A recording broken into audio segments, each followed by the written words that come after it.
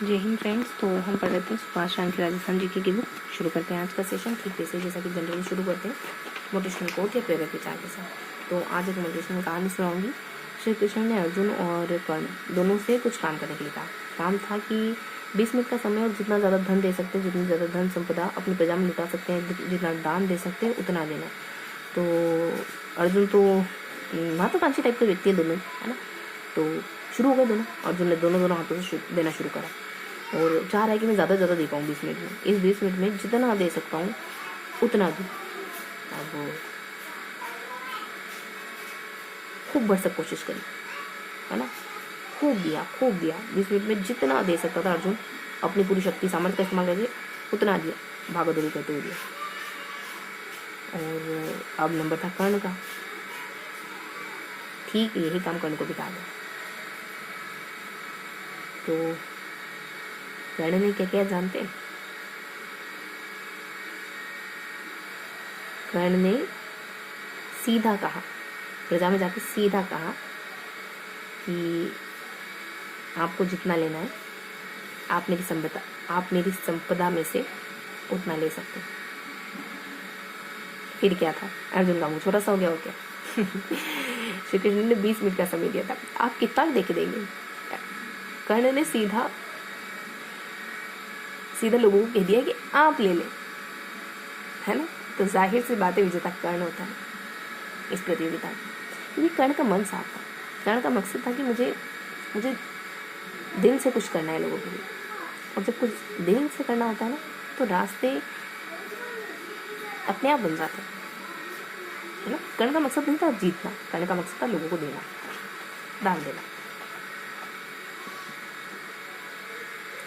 तो आज हम देखो बता टॉपिक को शुरू करा था 101, है ना। तो 102, 103, 104 इन 3 पेज को पढ़ेंगे आज। ये रहा अपना 102। तो आज ये पढ़ना है। 103 में तो कुछ खास है नहीं। फिर अपन 104 पढ़ेंगे। ठीक ठाक इन्फॉर्मेशन चारों में, है ना, मतलब तीनों पेजेस में। तो फिलहाल अपन 102 पे फोकस करते हैं। तो क्या पढ़ना है हमको? जलवायु, जैविक पदार्थ, ये तो कुछ खास बात ही नहीं है। मिट्टी, मृदा बनती कैसे है उस बारे में बता रहा था। मिट्टी के प्रकार कितने ये अपने लिए थोड़ा सा इम्पोर्टेंट हो जाता है। और ये प्रकार कहाँ पाए जाते हैं, है ना, मतलब ये प्रकार कहाँ पाए जाते हैं। और इनसे जुड़ी हुई और भी बातें कि किस प्रकार में किस पदार्थ की अधिकता होती है, किस पदार्थ की कमी होती है, कौन से प्रकार की मिट्टी हो सकता है। इतना तो नहीं पूछेंगे, ठीक है। कि मैं बताने वाली थी कि किस फसल के लिए उपयोगी, ये तो शायद बहुत ज़्यादा एडवांस हो गया, है ना। या फिर क्या पता इस डायरी में भी नहीं आता है। पढ़े मृदा निर्माण के कारक मुख्यतः 5 माने जाता है। चट्टानी, स्थानीय, जैविक, ऊंचाई, मिट्टी के विकास की अवधि। पहला है जल पदार्थ। मिट्टी के संबंध एक फटाफट से गोथू हो जाते हैं सबसे, है ना। जलवायु है जिसके परिणाम स्वरूप अपक्षेप होते हैं, प्रभावित करती है। शेल है, वनस्पति निर्माण है जो नष्ट होकर निर्माण करती है। खनिज मृदा है, देन ह्यूमस है, देन मृदा। बड़े क्षेत्र पैमाने पर पांचों में पहले 2 कारक अन्य की अपेक्षा अधिक महत्वपूर्ण है। जलवायु जैविक कारकों को क्रियाशील कारक कहते हैं, जबकि जल पदार्थ विकास की अवधि को निष्क्रिय कारक कहते हैं। जल पदार्थ मिट्टी के नीचे स्थित चट्टानी स्तर को जल पदार्थ कहते हैं, क्योंकि इसी से मिट्टी बनती है। जल पदार्थ विखंडन को यांत्रिक रासायनिक जैविक प्रक्रियाओं के द्वारा अपक्षित होते हैं। यांत्रिक रासायनिक विधियों से होने वाले अपक्षय की दरों में अंतर होता है और ये चट्टानी संरचना उसकी कठोरता और जलवायु पर निर्भर करती है। अपक्षय की गति जितनी अधिक होगी, जैसे कि उष्ण और आर्द्र जलवायु वाले प्रदेशों में होता है, उतनी तेज गति से मृदा का निर्माण होगा, है ना। जलवायु यानी कि जो गर्म प्रदेश होता है ना, मृदाएं जल्दी बनती है क्योंकि नीचे की चट्टानें जल्दी टूट जाती है उष्ण क्षेत्रों में। जलवायु में एक लंबी अवधि में जल पदार्थ के कारण उत्पन्न विषमताओं को ये बहुत हद तक कम कर देती है जलवायु। और अतः एक ही जलवायु वाले क्षेत्र में 2 भिन्न प्रकार के जल पदार्थ एक ही प्रकार की मिट्टी का निर्माण कर सकते हैं। एक अगर जलवायु एक जैसी हो और जमीन के अंदर पदार्थ अलग अलग है तो भी एक जैसी चट्टान बन सकती है, क्योंकि जलवायु एक जैसी। ठीक उसी प्रकार एक ही सतह के जल पदार्थ 2 भिन्न जलवायु प्रदेशों में 2 भिन्न प्रकार की, अगर जलवायु अलग अलग प्रकार की हुई तो अलग अलग प्रकार की मिट्टी बनेगी। जैविक पदार्थ, चीटी, चूहे, ये सब मर जाते तो मृदा ही तो बनती है। वनस्पति, जीव, पेड़ पौधे, घास, जीवाणु, जानवर, हवा, नाइट्रोजन को किसी ऐसे रासायनिक जैविकों में बदल देते हैं जिनका उपयोग पौधे कर सकें। यही कारण है कि जीवाणुओं को नाइट्रोजन उद्दीपक कारक माना जाता है। नाइट्रोजन को, जिन्होंने हवा के नाइट्रोजन को किसी ऐसे रसायन पदार्थ में जिनका उपयोग पौधे कर सकते हैं। ये सारे जो जीव जंतु होते हैं ना, ये हवा में नाइट्रोजन को किसी और पदार्थ में कन्वर्ट कर सकते हैं जो पेड़ पौधों के लिए अच्छे हों, महत्वपूर्ण हो। इस स्थलाकृति भी प्रभावित करती है। स्थलाकृति मिट्टी के जमाव, अपरदन, जल प्रवाह की गति को प्रभावित करती है। मनुष्य की परोक्ष रूप से मिट्टी को प्रभावित करता है। मिट्टी के विकास की अवधि, अनुकूल परिस्थितियों में 1 से 2 सेंटीमीटर मोटी मिट्टी बनने में लगभग 2 शताब्दी लग जाती है। देखो 2 सेंटीमीटर मिट्टी बनने में 2 शताब्दी। अब मिट्टी के प्रकार देखो, एक मरुस्थली है, एक लवणी है। लवण मतलब खारी, पर्वतीय पर्वतों पाई जाने काली मिट्टी और रेगुल मिट्टी जो हल्दी के पठार में पाई जाती है। हल्दी के पठार जो कि उपजाऊ क्षेत्र के पूरी मैदानी जैसे। मरुस्थल में कौन सी मिट्टी पाई जाती है? तो बलुआ पत्थर एंड ग्रेनाइट चट्टानों से अपरदन द्वारा, विशेषतः वायु अपरदन द्वारा। इसका निर्माण कैसे हुआ? मरुस्थल की मृदा का निर्माण कैसे हुआ? रेत का निर्माण कैसे हुआ? वायु अपरदन से हुआ। इस मृदा के कण सबसे मोटे होते हैं, जिसमें जलधारण क्षमता सबसे कम पाई जाती है। इस मृदा को विस्तार राजस्थान में सर्वाधिक भाग पर है, इसे प्यासी मृदा भी कहते हैं। विस्तार इसका मुख्य रूप से जैसलमेर, जोधपुर, बाड़मेर को दिया। मतलब जो प्रमुख तो पश्चिमी राजस्थान के जिले हैं उनमें, जैसे जैसलमेर हो गया, बीकानेर हो गया, अनूपगढ़ हो गया, बाड़मेर हो गया, ये सारे बिल्कुल किनारे वाले जिले। उसके बाद थोड़े से अंदर के लिए बालोतरा भी बिल्कुल किनारे पे ही, बालोतरा किनारे है इनके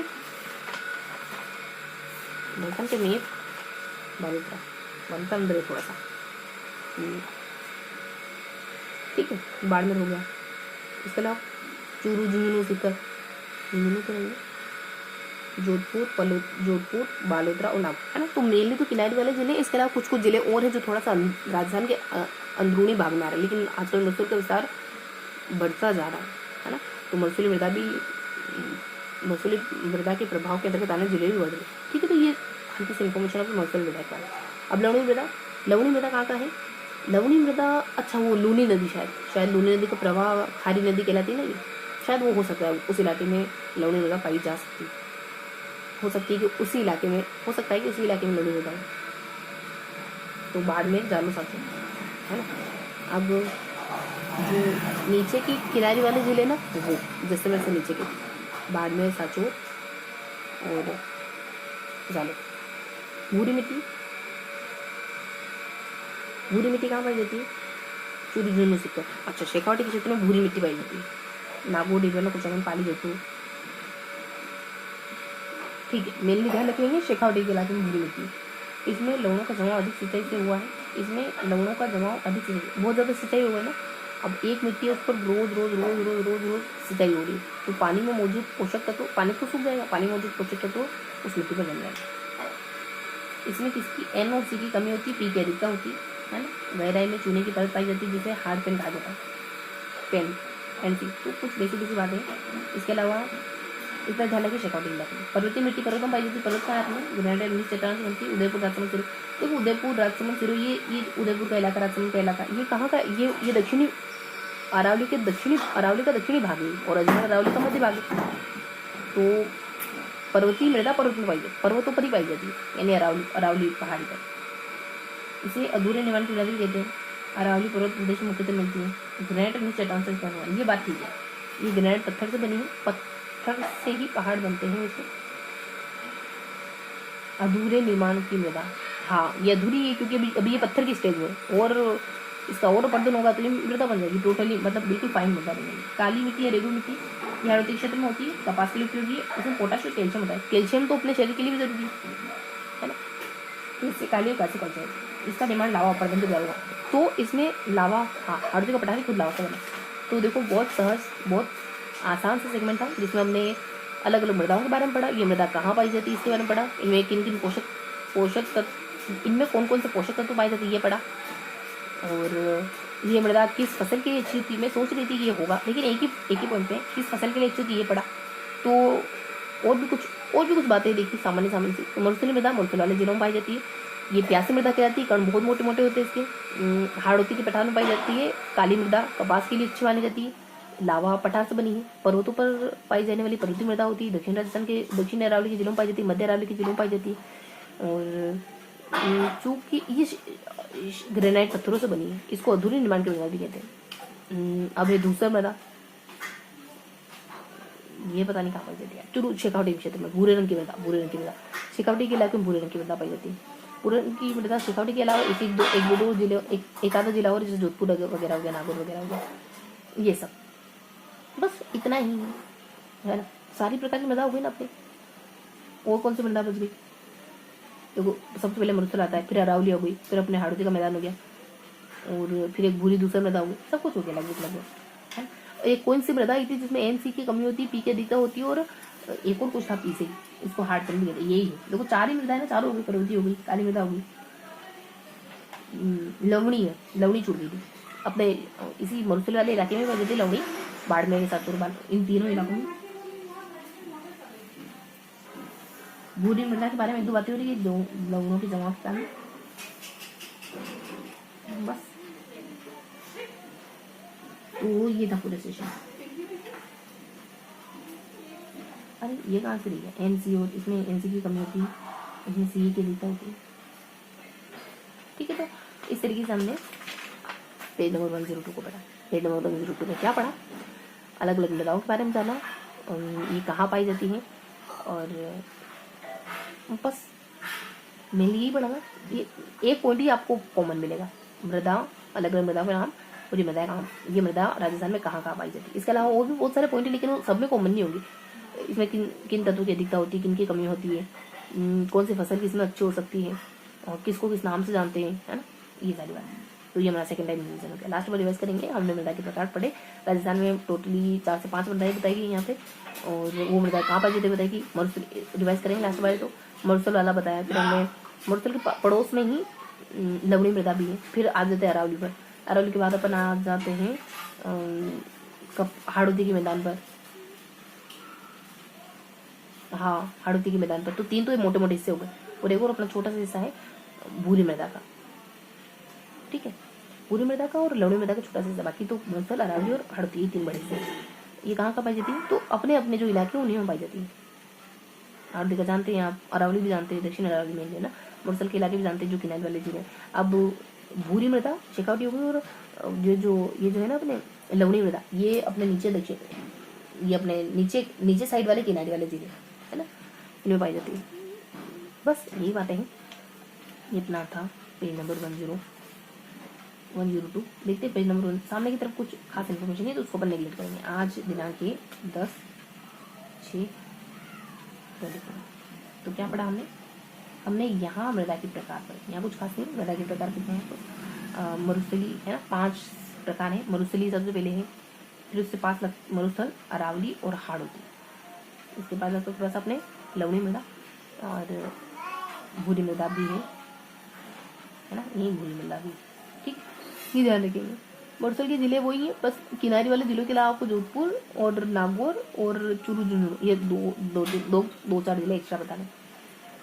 प्यासी मृदा, नमक की मात्रा अधिक, इसमें Na और C की कमी होती है, Ca की अधिकता होती है, Nc की कमी होती है और Ca की अधिकता होती है। लवणी मृदा वो 3 जिले जालौर, बाड़मेर, सबसे में पाई जाती है। भूरी मृदा चूरू झुंझुनू शेखावटी में पाई जाती है। भूरी मृदा जो है वो, इसमें N और C की कमी होती है, P की अधिकता होती है, इसको नहीं भूरी मृदा में इतना ही बस। अब तो हाड़ौती में ज़्यादा गिवन, तो पर्वती मृदा में ज़्यादा ग्रेनाइट से बनी है। इसमें N और C की कमी होती है, P की अधिकता होती है, हार्ड पेन भी कहते हैं इसको, ठीक है। बस इतना ही है। दक्षिण राजस्थान जैसे अपने सिरोही हो गया, जालौर हो गया, बाड़मेर हो गया और अजमेर हो गया, इन सब में पाई जाती है। फिर जैसे अपना हाड़ौती का कपासी मृदा, कपास के लिए अच्छी होती है, और कैल्शियम पाया जाता है इसमें। और क्या हो सकता है हाड़ौती में? हाड़ौती के जो जिले उनमें पाई जाती है, बस ये हो गया। अब देखते हैं लेकिन क्या कमी रही, क्या दिखता रही अभी। वो जो मैं सारी बातें बता रही थी ना, वो अपने भूरी मृदा की है। भूरी कहो, दूसर कहो, सिरोजम कहो या ग्रे कहो, भूरी कहो, दूसर ग्रे की कलर, सिरोजम को ध्यान रखेंगे। बस खत्म करेंगे, ठीक। तो कुछ बचा क्या? ये लावा मिट्टी से बनी है, तो अपन जानते हैं। इसमें भी है 1-2 बातें, इसमें भी कैल्शियम अधिक पाया जाता है, बता दिया आपको। तो ये था आज का पूरा सेशन पेज नंबर 102 का। मिलते हैं पेज नंबर 103 के साथ, तब तक के लिए जय हिंद। जय हिंद फ्रेंड्स। तो अब हम पेज नंबर 103 पढ़ेंगे। पेज नंबर 103 में कुछ भी नहीं है, सिर्फ और सिर्फ दो और प्रकार मेंशन, दो और प्रकार हैं मेंशन, जो है लाल काली और लाल लूमी, है ना। पहले देख लें कि राजस्थान में कहाँ कौन सी मृदा पाई जाती है। मरुस्थलीय मिट्टी, फिर अरावली की रेंज में पर्वतीय मिट्टी, फिर काली मिट्टी हाड़ौती की रेंज में। इसके लवणी मिट्टी अपन पढ़ चुके हैं। इसके अलावा भूरी मिट्टी भी अपन पढ़ चुके हैं। बच गई लाल मिट्टी, लाल पीली जलोढ़, है ना। तो इस रेंज वाली मिट्टी हमारी बच गई, इस रेंज वाली अरावली के जस्ट पूर्व वाली लाल पीली जलोढ़, और बीच में लाल पीली और जलोढ़। अब देखो, काली मिट्टी में सर्वाधिक जलधारण की क्षमता होती है, सिंचाई की आवश्यकता नहीं, एक बार सिंचाई के उपरांत इसको सिंचाई की जरूरत नहीं पड़ती। आगे देखते हैं मिश्रित लाल काली मिट्टी, जिसमें ये कपास और मक्का के लिए ज्यादा उपयोगी है, क्योंकि दक्षिण राजस्थान मिट्टी, ये मालवा पठार की काली मिट्टी व दक्षिणी अरावली की लाल मिट्टी से बनी है। ये अरावली और मालवा दोनों के मेल से बनी है। मालवा की काली मिट्टी और अरावली की लाल मिट्टी, इसका विस्तार कहाँ का है, तो दक्षिण राजस्थान के जो भी जिले हैं वो सब आ जाएंगे, जैसे डूंगरपुर, बांसवाड़ा, प्रतापगढ़, है ना, उदयपुर, डूंगरपुर, बांसवाड़ा, प्रतापगढ़, चित्तौड़, भीलवाड़ा, सुलुम्बुर, राजसमंद, है ना। बाकी डूंगरपुर, बांसवाड़ा, चित्तौड़गढ़, है ना, सारे दक्षिण राजस्थान के जिले हैं। फिर लाल लोमी मिट्टी, ये कैंटिक चट्टानों से बनी, ये कहाँ है कि थोड़ा सा ऊपर, राजस्थान से थोड़ा सा ऊपर का इलाका, जैसे सॉरी दक्षिण राजस्थान से थोड़ा सा ऊपर का इलाका, जैसे वही है, लगभग वही है, बस इसमें एक दो जिले मिस हो जाएंगे। जैसे इसमें डूंगरपुर, जैसे इसमें प्रतापगढ़ नहीं आएगा और भीलवाड़ा नहीं आएगा, बाकी सब वही है। उपयोग कई के लिए होता है, मक्का के लिए। ये कायांतिक चट्टानों से बनी लाल लूमी, ठीक है। तो इस तरीके से हमने यहाँ कवर करा, ज़्यादा कुछ नहीं, बस यहाँ दो चार मृदा को और रेट करना है, लाल और जलोढ़ को और रेट करना है। फिर हमको लाल काली को पढ़ना है, लाल लूमी को पढ़ना है। लगभग दोनों एक ही है। लाल काली बेसिकली दक्षिण राजस्थान में पाई जाती है, लाल लूमी बेसिकली वहीं पाई जाती है, बस इसमें दो जिले नहीं आएंगे। सेकेंड वाली जो है कांतिक चट्टानों से बनी है, पहली वाली जो है वो मालवा की काली मिट्टी और अरावली की लाल मिट्टी से बनी है। मक्का के लिए सेकेंड वाली बहुत अच्छी रहती है, और इस तरीके से कुछ बेसिक। अब देखते हैं क्या क्या इन्फॉर्मेशन है। ये मक्का और कपास दोनों की अच्छी मान लेते हैं, ठीक है। तो ये सारी इन्फॉर्मेशन हमने पेज नंबर 103 में पढ़ी। अब इसको दोहराएंगे दो बार और नोट डाउन करेंगे, देन फिनिश करेंगे। तो लाल कुछ हमने राजस्थान का मैप पढ़ा, राजस्थान के मैप में हमने कुछ मिट्टियों के प्रकार पढ़े। वैसे तो हम सब कुछ ऐसे पहले हम सब कुछ कवर कर चुके हैं, लेकिन फिर भी एक दो प्रकार इसमें नए हैं जिनको हमने यहाँ कवर करा। जैसे लाल हो गया, लाल लूमी हो गया, लाल काली हो गया, लाल पीली हो गया और जलोढ़ हो गया, बीच वाली रेंज में पड़ जाएगी ये सारी। इसके अलावा इसी में से एक दो को डिस्कस भी कर देता है, जैसे लाल लूमी को और लाल काली को। ये दोनों ही वैसे तो दक्षिण राजस्थान में पाई जाती है, जिले लगभग सेम है, दोनों में ही मक्का की खेती होती और बस इतना ही है। एक का दुका और बातें कुछ बच जाती है। इसके अलावा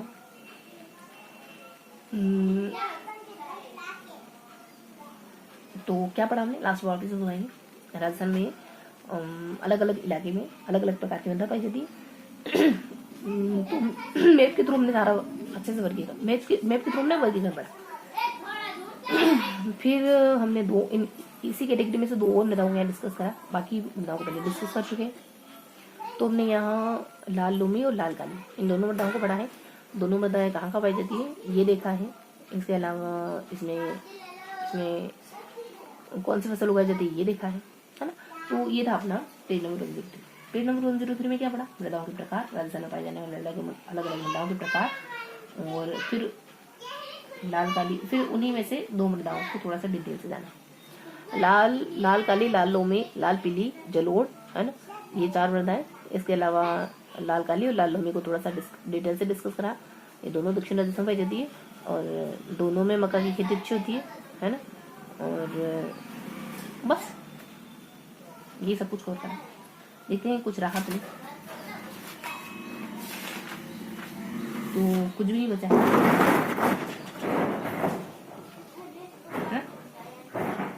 ये तीनों चार प्रकार हो गए और ये दोनों के इलाके हो गए। दोनों मक्का के लिए अच्छे, तो ये था अपना पेज नंबर 102। मिलते हैं पेज नंबर 104 के साथ। तो अब अगला पेज पढ़े, पेज नंबर 104। देखो पेज नंबर 104 में ना हमको आधुनिक प्रकार की मृदाओं को पढ़ना होगा, यानी एरिडोसोल्स क्या होता है, एंटीसोल्स क्या होता है, एनसेप्टी, वर्टिसोल्स, है ना। और राजस्थान में और भी अलग अलग प्रकार की मृदाएं मिलती हैं, जैसे हमको मरुस्थलीय मृदा पता है, हमको काली मृदा पता है, दूसर पता है हमको, है ना। इसके अलावा भी कुछ मृदाएं हैं जो पर्टिकुलरली किसी जिले विशेष में मेंशन है, तो उसको पढ़ेंगे। पहले ये वाला कंप्लीट कर ले, ये वाला क्वेश्चन कंप्लीट कर ले कि जलोढ़ मृदा कहाँ मिलती है, लाल पीली मिट्टी कहाँ मिलती है ना। तो जलोढ़ मृदा पूर्वी मैदान में, जयपुर, अलवर, भरतपुर, ये मतलब यही सारे जिले, अलवर, धौलपुर, करौली वाले, है ना। अलवर, भरतपुर, धौलपुर, है ना, जयपुर, दौसा, टोंक, है ना। अलवर, भरतपुर, धौलपुर, करौली जैसे सवाल पर ध्यान रखना। और बाकी जयपुर, दौसा, टोंक, जयपुर, टोंक, दौसा, टोंक, ये हो गया, है ना। बस ये सारे जिले हैं।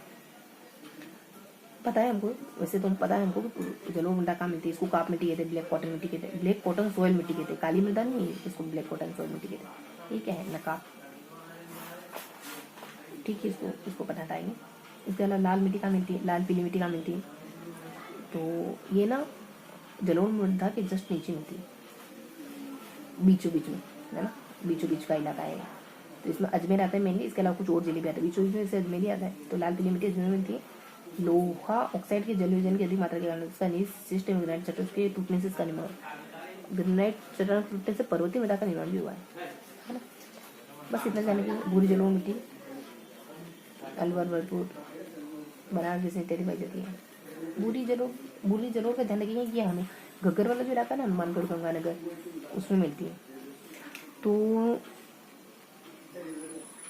इस तरीके से हमने ये वाला पोर्शन तो कंप्लीट कर लिया। अब आते हैं अपन, देखो भारत संघ को ज़्यादा कुछ खास अभी मतलब नहीं है, अभी हमको राजस्थान पढ़ना है, राजस्थान पर फोकस करेंगे। तो मृदा का वर्गीकरण पढ़ेंगे, दो और वर्गीकरण पढ़ेंगे, एक होता है एरिडो, एक होता है एंटी। देखो सोल सबके बिचारा, एक होता है एरिडो, एक होता है एंटी, एक होता है एल्फी, एक होता है इंसेप्टी, एक होता है वर्टी, है ना। वर्टिसोल्स, एंटीसोल्स, एंटी, वर्टी, एल्फी, एरिडो और इंसेप्टी, है ना। देखो एंटी, इंसेप्टी, वर्टी, इस तरीके से ध्यान रखेंगे, है ना। तो एंटी,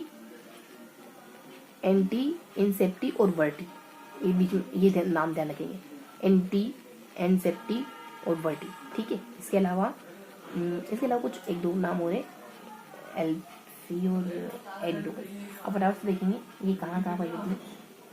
ये पहली जो मृदा है ये पश्चिमी राजस्थान वाली, वही शुष्क मृदा है। जिले वही सारे लेंगे आप, बस ये पता कर लें कि ये मृदाएं कौन सी, ये शुष्क मृदा है, जिले वही सारे। ये वाली मृदा है, ये भी शुष्क मृदा है। ऐसा मृदा वर्ग है जिसके अंतर्गत विभिन्न प्रकार जैव नदी, शुष्क और शुष्क मृदा है ना। इसमें मृदाएं बताई गई और इसमें विस्तार ये है ना, भरतपुर, डिक्स, अहमदपुर, ये वो वाली जलोढ़ टाइप वाली सबसे ऊंचा कैटेगरी वो वाली। अगर भरतपुर, डिक्स, अहमदपुर, भीलवाड़ा, चित्तौड़गढ़, बांसवाड़ा, राजसमंद, उदयपुर, डूंगरपुर, कोटा, बारा, झालावाड़ जिलों में, ठीक है। खाली पूर्वी मैदान नहीं है, पूर्वी मैदान प्लस हाड़ौती वाली, मतलब अपने राजस्थान का जो ये वाला पोर्शन है, इधर वाला, ये वाला, इस वाले हिस्से की मृदाएं, इस वाले हिस्से के सारे जिले है ना। फिर ये वाली जो मृदाएं हैं वो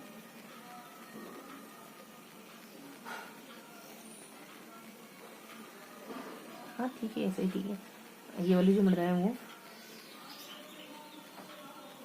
सीधे पहले चित्रों जयपुर कहीं पे मिलती। तो ये वाली भी मतलब इसी कैटेगरी की है, कुछ खास नहीं, बहुत सारे जिले बता रहे थे, मतलब पूर्वी राजस्थान की, क्योंकि सहमतपुर, धौलपुर, करौली, ये भी हो गया, दक्षिण राजस्थान के जिले भी हो गए। हाँ लगभग इसी कैटेगरी की। वर्टिसोल्स आदरती कैटेगरी, ये जो है ये कहाँ मिलती है, ये अपने कोटा, बाराबंकी, झालावाड़, ये हाड़ौती की है, ये हाड़ौती की। तो इस तरीके से मोटा ध्यान रखो कि ये मृदाएं हैं और ये कहाँ मिलती है। पहली मृदा तो शुष्क मृदा है, शुष्क इलाके मिल जाएगी। दूसरी मृदा जिले में बता दी। तीसरी मृदा बता रखा कि ये आपकी पूर्वी राजस्थान में मिल जाएगी। चौथी मृदा भी पूर्वी राजस्थान है, ज़्यादा कुछ नहीं, और पूरा पूर्वी राजस्थान है ना, अपने पूर्व से लगाकर ठेठ दक्षिण तक का पूर्वी राजस्थान। और लास्ट वाली जो मृदा है ये प्योरली जो अति आर्द्र कैटेगरी होती है वहाँ मिलती है दक्षिण राजस्थान। ठीक है, तो मोटा मोटी इस तरीके से दक्षिण राजस्थान और हार्दिक इलाका आर्द्र होती है दोनों की। तो इस तरीके से हमारे ये वाला सेगमेंट कवर हो गया। अब आता है यहाँ, तो कुछ कुछ मृदाएं यहाँ हमने कवर कर रखी है। कुछ एक मृदा है जिनको हमको पढ़ना होगा। मरुस्थल मृदा जानते हैं, देखो जो जानते हैं उन पर टिक लगा देंगे। मरुस्थल सिरोजम भूरी मृदा पहले पढ़ चुके हैं, भूरी मृदा कोई सिरोजम का था। दूसरी भूरी मृदा कोई दूसरा, देखो ये देखो या सिरोजम भूरी दूसरा, इसको जानते हैं, जो जानते हैं उस पर टिक करेंगे। जलोढ़ जानते हैं, नवीन को जलोढ़ को बात की। पर्वतीय मृदा को जानते हैं, लाल लोग मिर्च जानते हैं, काली को भी जानते हैं, काली मृदा को भी जानते हैं, है ना। अब बच गई, जो बच गई उन्हीं को पढ़ेंगे, वो तो पढ़ने की जरूरत नहीं है अपने को।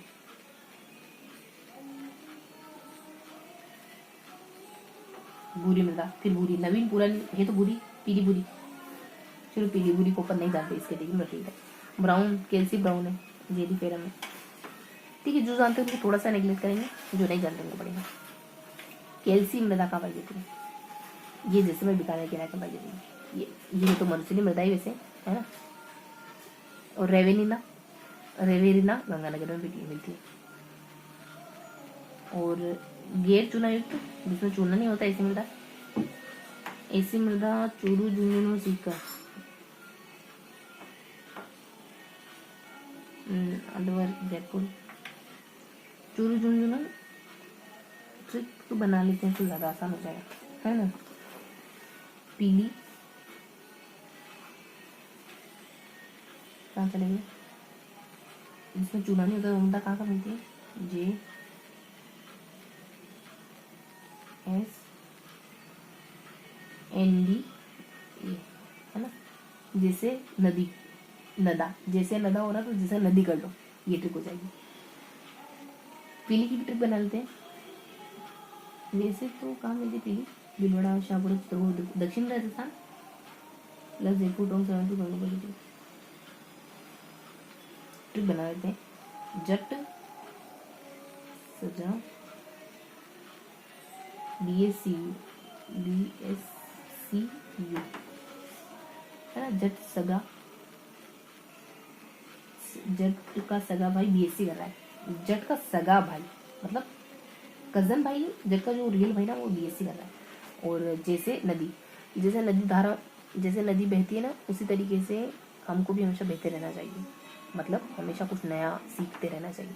और जट का जो सगा भाई है ना, मतलब कजन भाई, जट का जो रियल भाई, एकदम रियल भाई, वो BSc कर रहा है बस। और एक रेवेन्यू गंगानगर मिलती है, और एक कैल्सी ब्राउन जो है वो जैसे निकालने मिलती है बस। अब तो देखने जरूरत। और जिप्सी फेरम निकालने में, जिप्सी फेरम भी नहीं पता थी इनको, कैल्सी जिप्सी ये सब पता नहीं थी बस। तो ये हमने सारा कवर कर लिया, ये सारा सेगमेंट अपना कवर हो गया। अब दोहराएंगे एक बात, देखो हमने क्या पढ़ा, हमने मृदाओं की सारणी पढ़ी यहाँ पे। पहले जो हम मतलब यहाँ हमने मृदाओं की सारणी पढ़ी, कुछ और कैटेगरी की मृदा हमको पढ़ने को मिली यहाँ पे। जैसे कैल्सी, अपने कैल्सी, जिप्सी, रेवेनी, ये पर्टिकुलर किसी इलाके में मेंशन है, इस वजह से ये ध्यान रखना जरूरी है। इसके अलावा भले ही दो हमने ट्रिक पढ़ी, एक भूरी की ही है और एक पीली की है। तो दो ट्रिक बनाई हमने कि जैसा नदी, नदा करके, है ना। और एक और बनाई हमने कि जट का सगा भाई BSc करा, बस ये हमने मृदा को प्रकार पढ़ लिया। लास्ट में पीली मृदा है शायद, ठीक है। इसके अलावा एक और कैटेगरी पढ़ी हमने कहा कि एंटी, इंसेप्टी और वर्टी, और एलिडो और एल्फी। अब ये सारी मृदाएं कहाँ मिलती है, अब लाइन से बता दी ना, ये सारी मृदा कहाँ मिलती है। तो सबसे पहले तो मरुस्थल में मिल जाती है, तो मरुस्थल ले लेंगे। दूसरे में कुछ खास नहीं बताएगा। तीसरी मृदा अपने पूर्वी राजस्थान में मिलती है, चौथी मृदा भी पूर्वी राजस्थान में मिलती है, और लास्ट वाली जो मृदा है वो दक्षिण राजस्थान में मिलती है बस। और इससे ऊपर भी हमने मृदाओं के प्रकार ही पढ़े,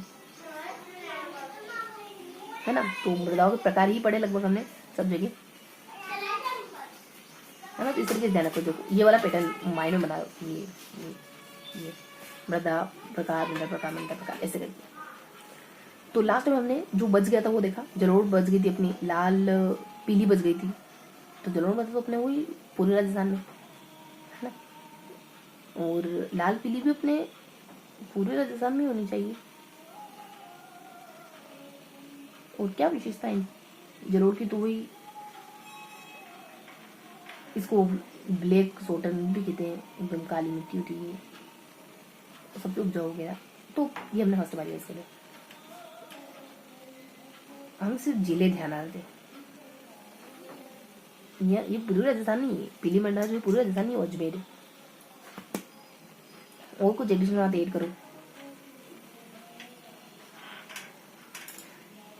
कि ये ग्रेनाइट से और नीचे चट्टानों से बनी है,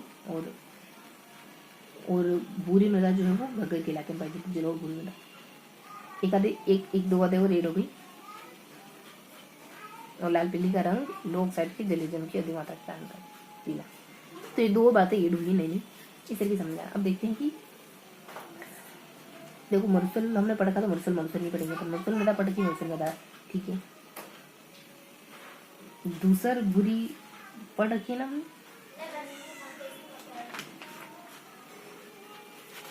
पढ़ रखी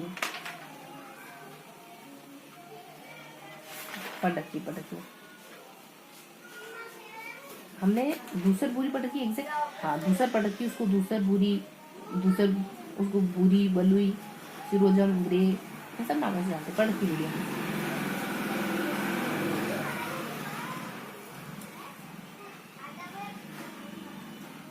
एक मैंने पीली का आपको एक इन दोनों का नाम क्या बताया था? पीली का तो पीली बताया था मैंने, इसका मैंने आपको कुछ और बता दिया। मैंने ये चुनायुक्त, ये काम है जैसे नदी, और जट सब BAC, भूरी मृदा, पर्वतीय मृदा, लाल लोमी डोर वगैरह, लाल बेरी, ये सब पढ़ रखी है हमने।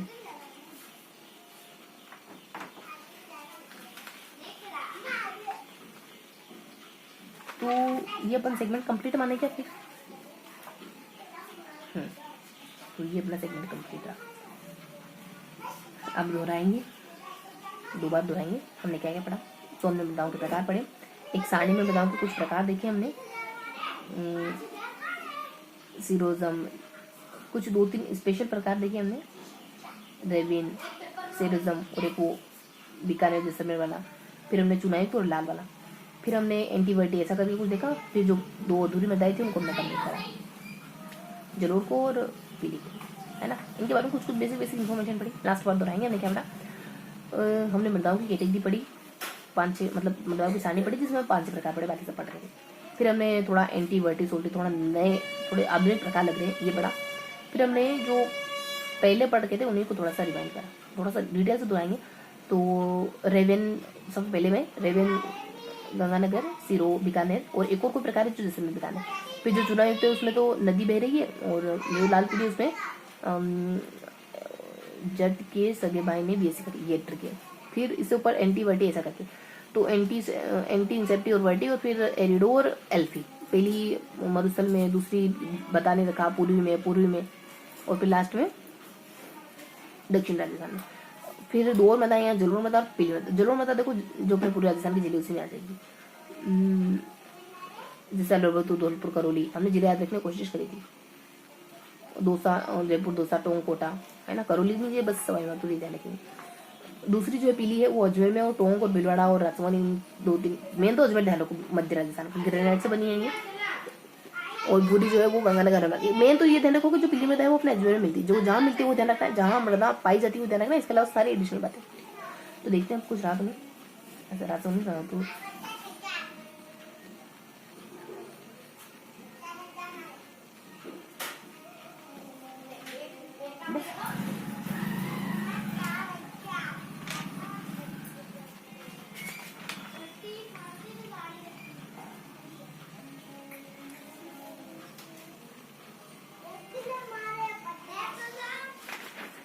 तो ये हमने 3 बार पढ़ लिया। अब थोड़ा सा नोट डाउन करेंगे। 104 में क्या पढ़ा हमने? थोड़ा सा बहुत कन्वेंशन होगा है ना। तो पेज नंबर 104 में हमने यहाँ मृदाओं की सारणी पढ़ी, फिर यहाँ भी कुछ मृदा के प्रकार पढ़े, फिर यहाँ भी कुछ मृदा के पढ़ा, ऐसा करके हमने ऐसा करके ध्यान रखना, ठीक है। तो यहाँ हमने एक और कोई प्रकार था, एक तो सेरी करके है और एक रेविना करके, ये 2 प्रकार तो हम अच्छे से जानते हैं।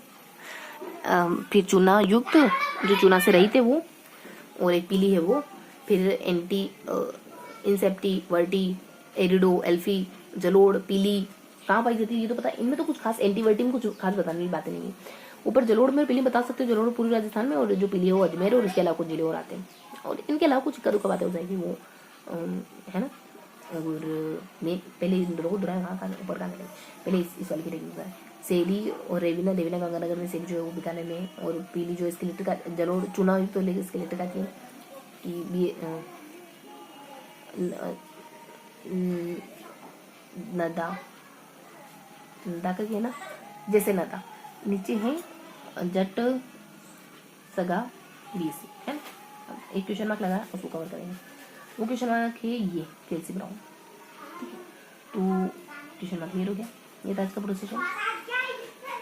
मिलते हैं रीजन के साथ अगले सेशन में, तब तक के लिए।